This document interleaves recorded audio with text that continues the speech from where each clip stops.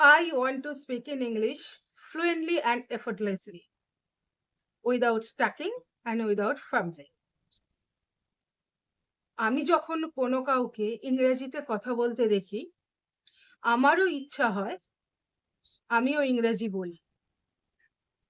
কিন্তু আমি যখন বলতে শুরু করি, তখন আমি আটকে যাই, ভোকাবুলারি ভুলে যাই বা তোতলাতে শুরু করি।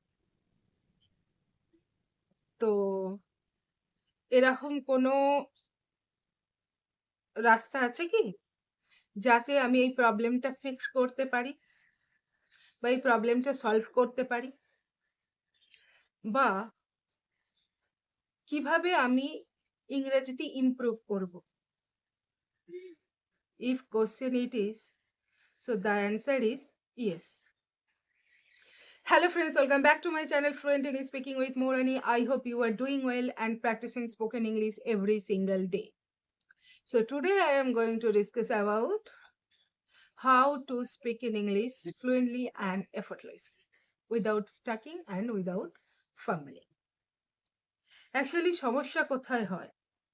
আমরা এটা মনে মনে ভাবি যে আমরা প্রতিদিন প্র্যাকটিস করি,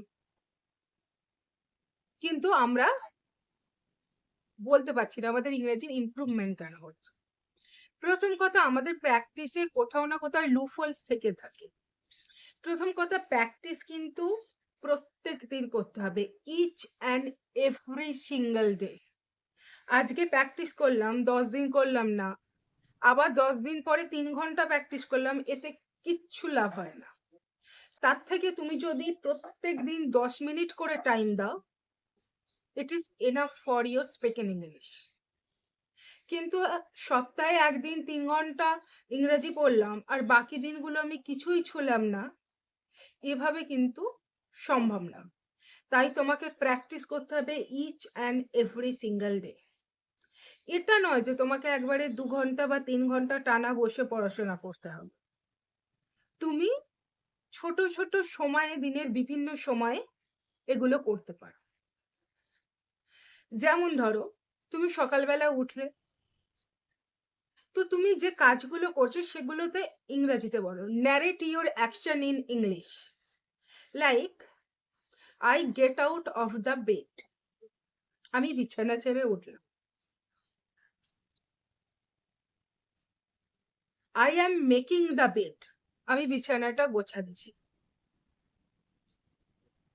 তারপরে I am washing my face, বা তুমি যদি ব্রেকফাস্ট বানাও, I am making breakfast, I am drinking coffee, the T is very hot. কিংবা ধরো তুমি রাস্তায় সকালবেলা মর্নিং ওয়ার্কে বেরিয়েছো বা রানিং করছো, রাস্তায় গেলে অনেক দৃশ্য দেখা যায়। একটা কুকুর হয়তো যাচ্ছে, the dog is running, the sky is blue, the tree is green. বা বাচ্চারা স্কুল গেলে, দে আর গোয়িং টু স্কুল।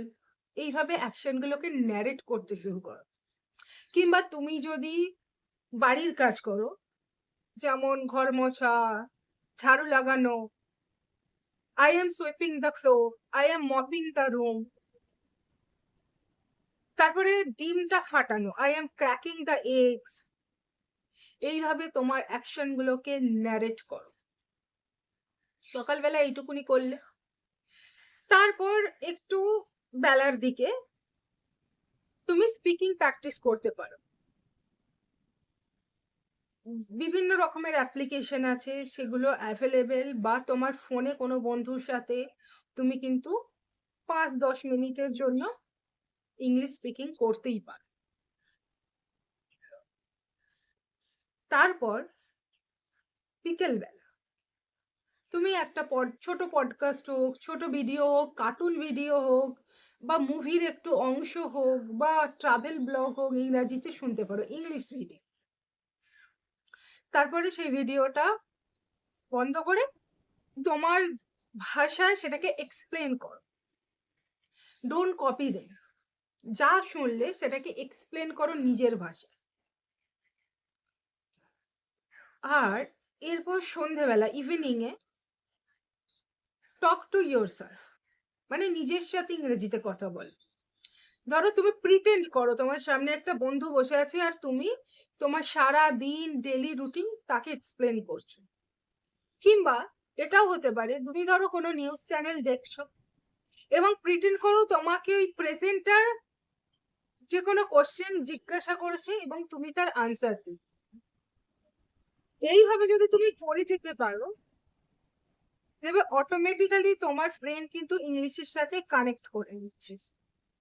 আস্তে আস্তে ধীরে ধীরে যদি তুমি সময় বাড়াতে থাকো, তারপর ধীরে ধীরে তুমি দেখবে শক্ত জিনিস তুমি শুনতে পারছো, পড়তে পারছো। আস্তে আস্তে কিন্তু তোমার ইংরেজির ইমপ্রুভ হবে।